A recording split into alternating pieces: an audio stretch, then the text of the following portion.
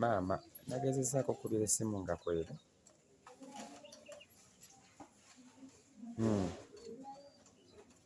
Iye tewali.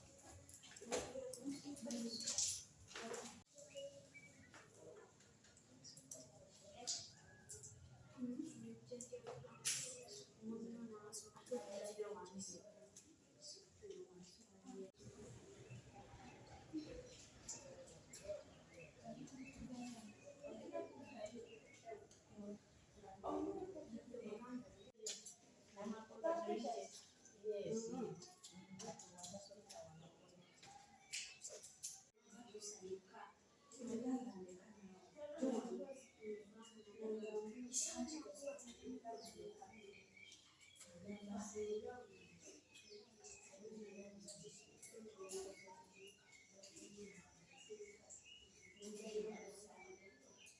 one question.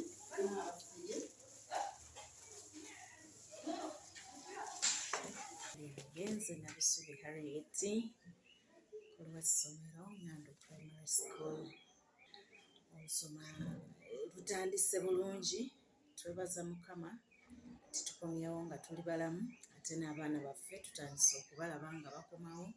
Kitegeeza Mukama atubedde holiday gimalako obulungi era nga tuli ready okutandika ebyensoma nga bulijjo, lwakuba nti abaana bajja musuulesuule omwomu, naye tumanyi nti wiiki weeneggwerako ate bonna banaaba bafubye okudda.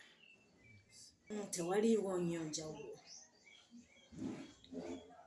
era mu mbeera zonna ttaamu bw'ebanga etandika abaana baffe babeera batono ddala, naye kino era tukiteeka ku bazadde batannaba kukissaamu maanyi nti omwana alina okutandikirawo okusoma. Ttaamu yaggwaako nga tuli mu baana 3+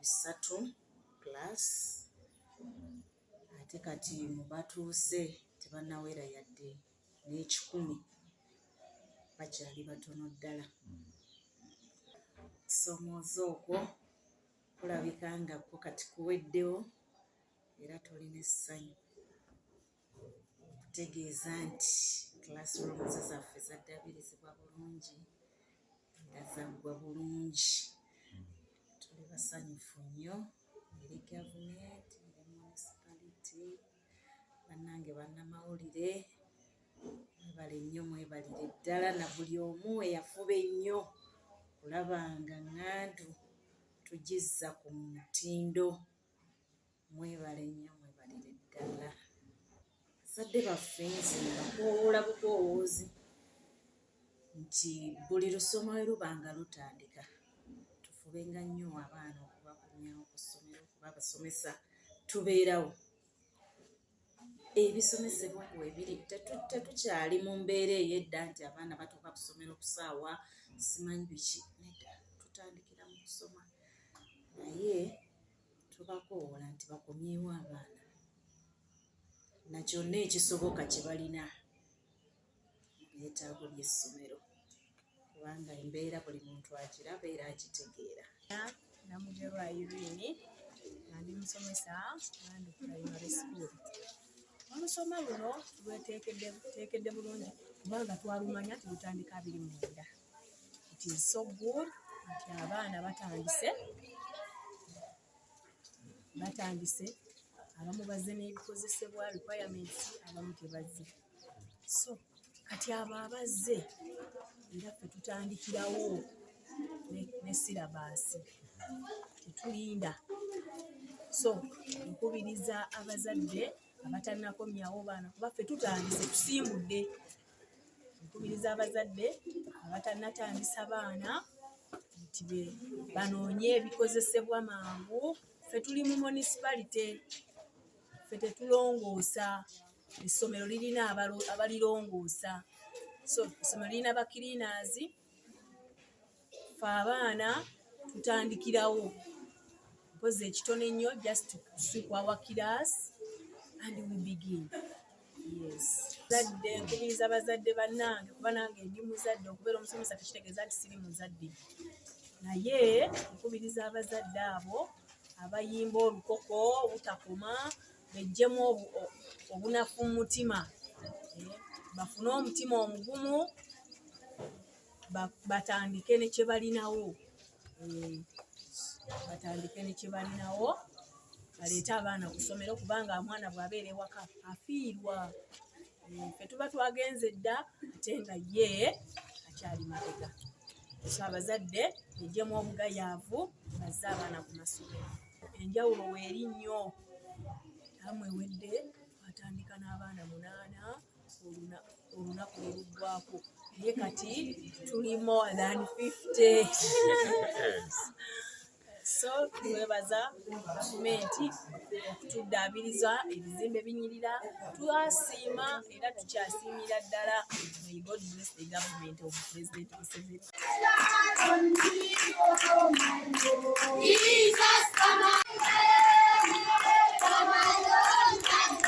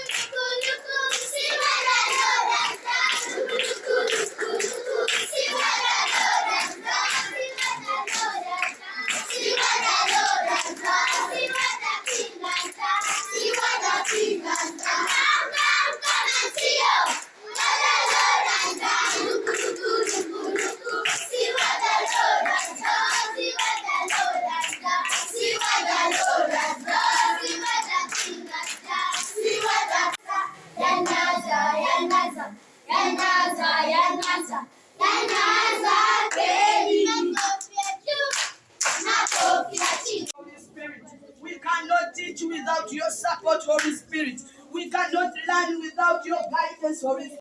Oh, Abba Father, we need excellence in us, oh Abba Father. We call upon the spirit of excellence in our midst, oh my God. We call upon the spirit. Thank you, Jesus. Thank you, Lord. Thank you, Holy Spirit. Thank you, Abba Father. Who is ready to do good work this time? Who is ready to excel? Who is ready to be a good child? Or you're going to be good children? You're going to do good work. Who is promising they are going to? Let's give teachers a chapati. Let's give them a bottle of soda. Smile at me. Let's continue now. So we shared about how to express, changing from direct to direct, and we looked at it in different tenses. Started with the present simple tense. First simple tense. Who can give us the example of any direct sentence in present simple tense that we can change to indirect speech? I go to school every day. Say that teacher. I go to school every day. Said, yes.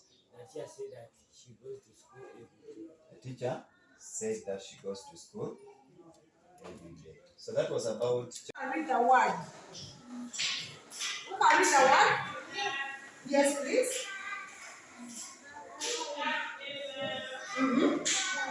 Very good. Love that boy.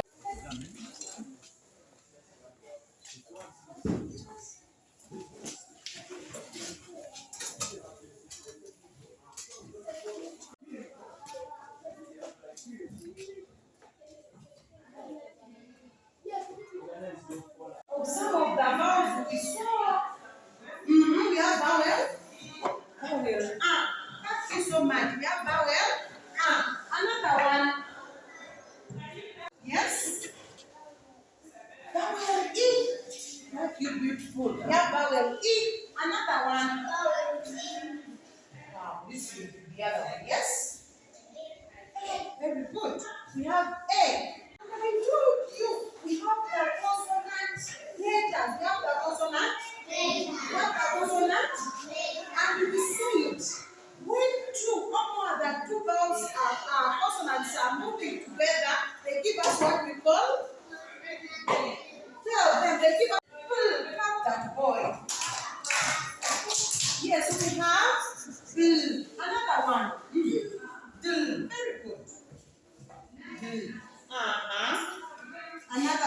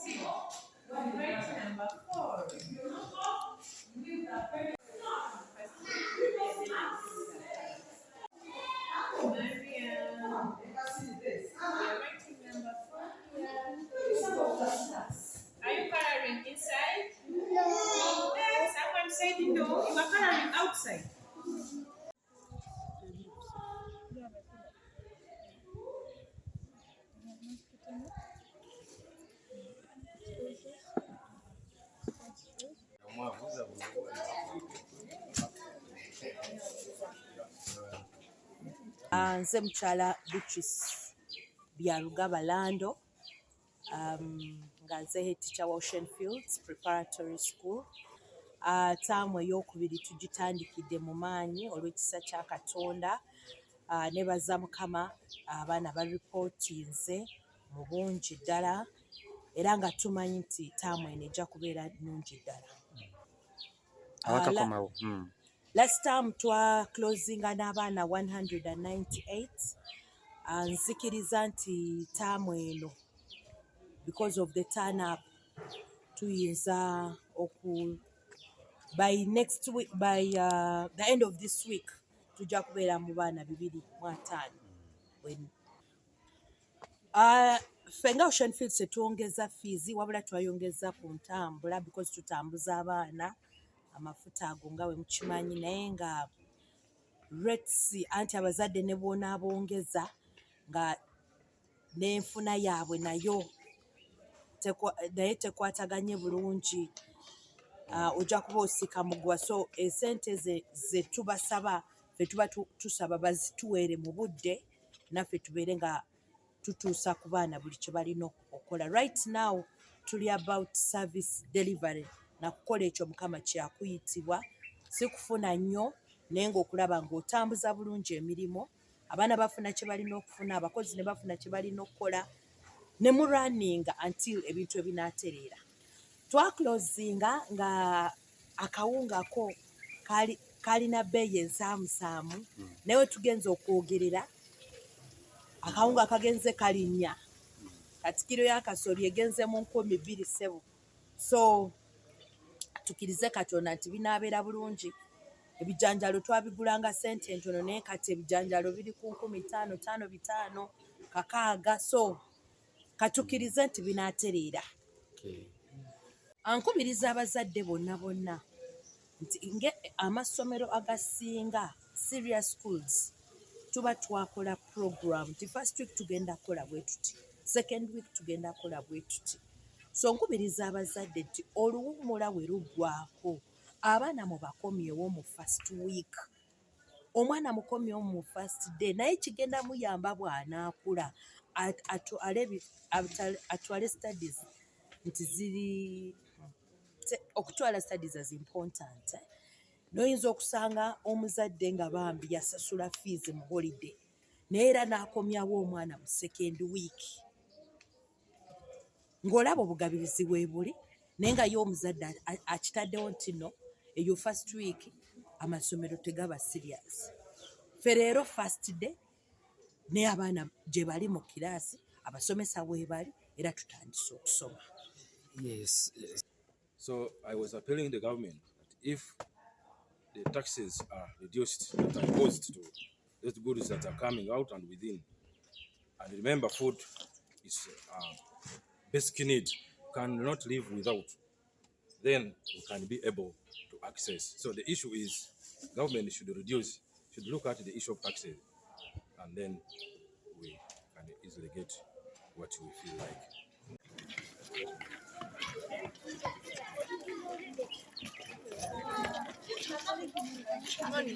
Morning, how are you?